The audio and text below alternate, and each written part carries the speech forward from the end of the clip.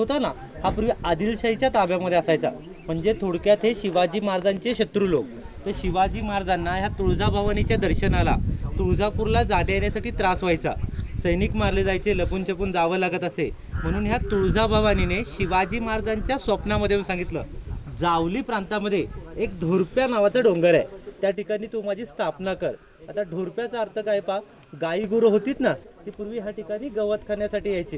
ह्या गाया गुरांना मराठी रांगडी लोक ढोरं म्हणतात, म्हणून हा ढोरप्या नावाचा डोंगर. त्या डोंगरावरती शिवाजी महाराजांनी 1656ला 1656मध्ये हा फोर्ट बांधायला सुरुवात केली आणि 1658ला फोर्ट बांधून कंप्लीट केला. वरती जी वॉल दिसते ना ब्लॅक कलरची, तटबंदी म्हणतात त्याला. 5 किलोमीटरची तटबंदी आहे. 52 एकरमध्ये किल्ला आहे. बांधलाय फक्त 2 वर्षामध्ये भवानी मातेच्या मंदिरासाठी. परंतु इतिहासामध्ये प्रसिद्ध झाला हे अफजल खानला मारल्यानंतर. आता हा अफजल खान विजापूरचा एक मोठा सरदार होता. उंचीने म्हणाल तर 7.5 फुटाचा माणूस. ताकद एवढी जबरदस्त की हत्तीला एकटा ढकलत नेऊ शकत होता. आणि कुटुंब सुद्धा अतिशय छोटं कुटुंब होतं. त्याला 64 बायका आणि 43 मुलं होती. 64 वाईफ अँड 43 चिल्ड्रन. असा हा अफजल खान शिवाजी राजांना मारण्यासाठी 40,000ची फौज घेऊन विजापूरहून निघाला. येता येता वाटेमध्ये तुळजापूर, पंढरपूर ही जी मराठ्यांची मंदिरं लागतील ना, ती उद्ध्वस्त करत आला. तर ह्याला माहिती होतं शिवाजी हे थोडं धार्मिक स्वभावाचं व्यक्तिमत्व आहे. समजा जर मी यांच्या मंदिरांना वगैरे हात लावला तर हे कोणत्याही किल्ल्यामध्ये लपून बसले असतील, ते मोकळ्यामध्ये आपल्याशी युद्ध करतील. परंतु शिवाजी राजांना माहीत होतं खुल्या मैदानामध्ये अफजल खानाशी आपला निभाव लागणार नाही, कारण त्याची फौज आहे जास्त आणि ताकद आहे जास्त आहे. हे सर्व करत करत हा अफजल खान वाईमध्ये येऊन पोचला. तुम्ही लोकांनी वाई सिटी पाहिली असेल.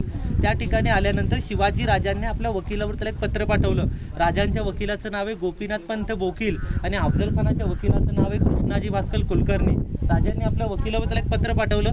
पत्रामध्ये लिहिलं की तुम्ही मला काकासारखे आहात, तुमच्या अफाट फौजेचा मला अनुभव आहे आणि ज्याप्रमाणे तुम्ही विजापूर ह्या ठिकाणी मला भेटण्यासाठी आलाय, तसं जावली प्रांतामध्ये जो मी किल्ला बनवलाय त्याच्या पायथ्याला मला येऊन भेटा. आता या अफजल खानला माहीत होतं ह्या शिवाजींना मारायला आपण एवढ्या लांब आलोय, हे समोरूनच निमंत्रण देता येत तर जायला काही हरकत नाही. अफजल खानने शिवाजी राजांना भेटायचं मान्य केलं आणि दोघांमध्ये दिवस ठरला 10 नोव्हेंबर 1659. 10 नोव्हेंबर 1659 इंग्रजी कॅलेंडरनुसार. मराठीतला महिना होता मार्गशीर्ष शुद्ध सप्तमी. राजा आणि अफजल खानची भेट ठरली. दोघांमध्ये नियम ठरले की आपल्या दोघांबरोबर 10 बॉडीगार्ड येणार आणि आपापला लॉयर राहणार. हा अफजल खान आपल्यावर एकच मेन बॉडीगार्ड घेऊन आला, त्याचं नाव होतं सय्यद बंडा. आणि हा अफजल खान, या दोघांचा इतिहास राजांना पूर्वीपासून माहीत होता.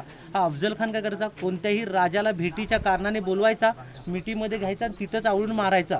कारण 7.5 फुटाचा ताकदवर माणूस, त्याच्या मिठीतून कुणी सुटत नव्हतं. आणि सय्यद बंडाची खासियत काय होती, 10 फूट दूर माणूस पाहिजे ना, त्याला उडी मारून दानपट्ट्याच्या एका घावामध्ये कापून टाकायचं. दानपट्टा माहिती आहे ना, एक 5-6 फुटाची लवती तलवार असते. याची नजर तीक्ष्ण असल्यामुळे ह्या दोघांना भेटायला जाण्यावर राजांनी आपलं स्वतःचं संरक्षण केलं. म्हणजे राजे जो अंगरखा घालायचे त्याच्या आतमध्ये चिलखत घातली, डोक्याला बांधतात त्याला मंदीला म्हणतात, त्याच्या आतमध्ये जिरेटोप घातला. आणि राजांनी ह्या युद्धासाठी एक वेगळं शस्त्र बनवलं. त्या शस्त्राचं नाव आहे वाघनख. म्हणजे लोखंडाची 4 बोटं असतात आणि वरच्या बाजूला अंगठ्या असतात, समोरच्याला समजून येत नाही. अशा प्रकारे तयारीमध्ये त्याला भेटण्यासाठी खाली गेले.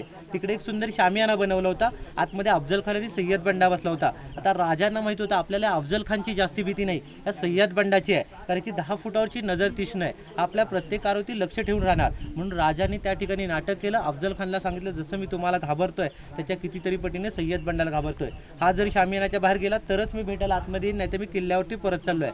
आता ह्या अफजल खानला वाटलं की शिवाजींचा जो खेळ आहे तो संपवण्यासाठी मला 5 ते 10 मिनिटं लागणार आहेत. परंतु आपल्या बॉडीगार्डच्या कारणाने मी ते किल्ल्यावरती परत गेले तर 2-3 दिवस जातील ह्यांना विनवणी करायला. त्यापेक्षा आपल्या बॉडीगार्डला 5 मिनिटं बाहेर ठेवलं तर शिवाजी आपलं काही करू शकत नाहीत. अफजल खानने सय्यद बंडाला बाहेर पाठवलं. शिवाजी राजे त्याला भेटायला आतमध्ये गेले.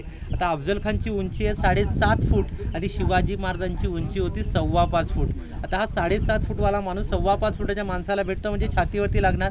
ह्याच गोष्टीचा फायदा घेऊन या अफजल खानने शिवाजी महाराजांची गर्दन आपल्या डाव्या बगलेमध्ये दाबली आणि वरून कट्यारीचा म्हणजे स्मॉल चाकूचा वार केला. शिवाजी महाराजांचा अंगरखा फाटला, म्हणजे चिलखत असल्यामुळे ते बचावले. आता ज्याने आपल्या वार केलाय त्याला पुलट उत्तर दिलंच पाहिजे. व वाघनखांच्या साह्याने अफजल खानचं पोट फाडलं. पोट फाडल्यानंतर अफजल खान दगा म्हणून ओरडला. हा आवाज ऐकून सय्यद बंडा बाहेरून धावत आला आणि शिवाजी राजांवर वार करणार होता. परंतु शिवाजी राजांवर महत्त्वाचे 2 अंगरक्षक होते. पहिल्याचं नाव आहे जीवा महाले सपकाळ आणि दुसऱ्याचं संभाजी कावजी कोंडाळकर. त्या जिवा महालेनं पाहिलं की हा सय्यद बंडा शिवाजींवर वार करतोय. त्या सय्यद बंडाचा हात वरच्यावर कापून टाकला आणि सय्यद बंडाला त्या ठिकाणी मारून टाकलं. म्हणून मराठीमध्ये एक म्हण तयार झाली बघा, होता जिवा म्हणून वाचला शिवा. त्यानंतर शिवाजी महाराज या किल्ल्यावरती आले.